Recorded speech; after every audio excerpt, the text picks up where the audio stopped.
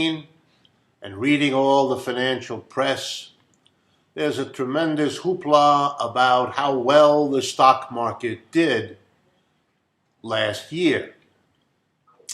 And so I want to give an analysis briefly about that performance. It was better than almost anyone expected back in December of 2018, when the stock market was going down in a hurry. And indeed, that's where the story should start. Because what happened towards the end of 2018 was the decision by the Federal Reserve in this country, our central bank, to begin to undo the unprecedented, historically unprecedented increase in money pumped into the economy, coupled with a decrease in interest rates, making that money virtually free to borrowers.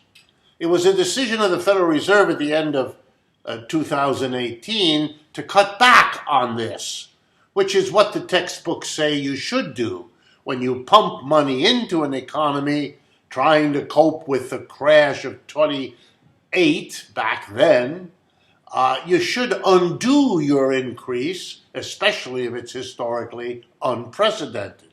So the Federal Reserve decided towards the end of 2018 to begin to do that, to raise interest rates. It had predicted it would raise it 3 times in 2019, and to begin to undo what they call quantitative easing. Instead of printing money and pumping it into the economy, buying securities, they would do the opposite. Sell the securities they had purchased before and thereby pull money out of the economy as private citizens and companies buy those securities and use up their money to do so. Without getting into the weeds of all of this, everything changed when the stock market collapsed towards the end of 2018, frightening everybody who owns shares in significant amounts, which is the top 5 or 10% of the American people, if even that. The vast majority of Americans either have no shares of stock or have trivial amounts that don't basically affect them in most of their lives. Okay, so when the stock market goes down, 2 things happen.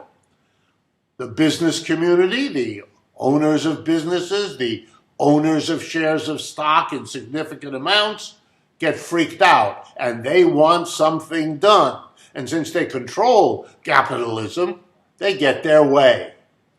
The second thing was the commander-in-chief of the people at the top, Donald Trump, who understood that as he was losing a significant portion of the mass of people, he had to hold on even more to the top 5% whose wealth he had increased, starting with the tax cut of 2017 and keeping right on going. And so that meant he, like the business community he represents, needed to do something quick about the falling stock market. And so we know what he did, and we know what the Federal Reserve did. They reversed themselves on a dime. They went from selling securities and pulling money out of the market to doing the opposite, resuming the printing of money and the use of that money to buy securities.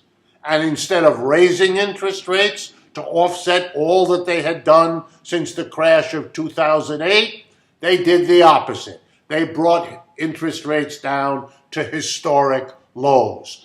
These things boosted the stock market, thereby recouping the wealth lost when stock owners suffered that decline at the end of 2018, and increasing Mr. Trump's chances for re-election because the people whose stocks went up could be approached for the donations he will need to offset all the negatives his behavior has produced.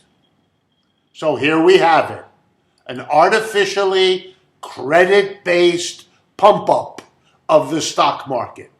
And let's remember, we pumped up the market for high tech, and we got the dot-bomb crash in 2000. We then lowered interest rates and created a boom in housing that led to the subprime mortgage crash in 2007 and 8.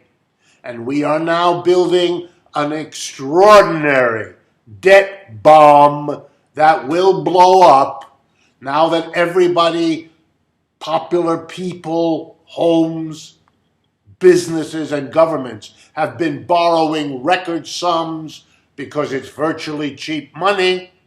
That will come to a bad end. And all Mr. Trump hopes is it'll happen after the November election. And all the people at the top hope it won't happen at all. But capitalism's history tells us that what goes up comes down, and that what goes up longer and further comes down sooner and harder. Don't be fooled. This is an artificial high, and we will be paying the price sooner than we even fear. This is Richard Wolff with today's economic update.